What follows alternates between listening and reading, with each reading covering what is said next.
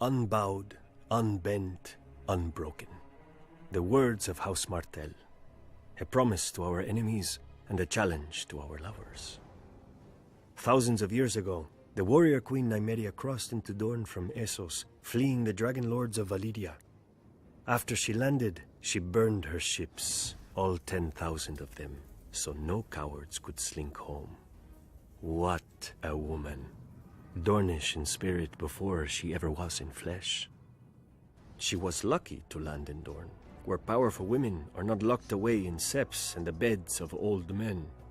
My ancestor Mors Martell saw her and desired her, and proved that where armies fail, a tongue may succeed. Wedding his strength to hers, his spear to her son, they subdued all his rivals together. After the tradition of her people, House Martell then ruled Dorne as princes, not kings. Unless the eldest child was a daughter, for unlike the rest of Westeros, our loyalty isn't commanded by a cock. We follow a prince or a princess Martell just the same. And we always have. Some people forget that Aegon Targaryen crowned himself lord of 6 kingdoms, not 7. When his sister marched on Dorne, she found no mighty hosts drawn up against her for her dragon to burn and her soldiers to slaughter. The sands swirled, men died, and her dragon saw nothing. The sun shone, men died, and her dragon bowed to our greater fire. The Targaryens retreated with their tails tucked between their legs. Of course, in later years, his descendants would try again.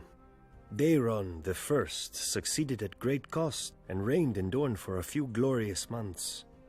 One night, his steward pulled down a sash by his bed to summon his consorts. Instead, the canopy split open and 100 red scorpions fell on him. He was a Tyrell. You would think he would be used to getting stung. Within a fortnight, House Martell again ruled a free Dorne. Eventually, after centuries of courtship, House Martell got into bed with the Targaryens.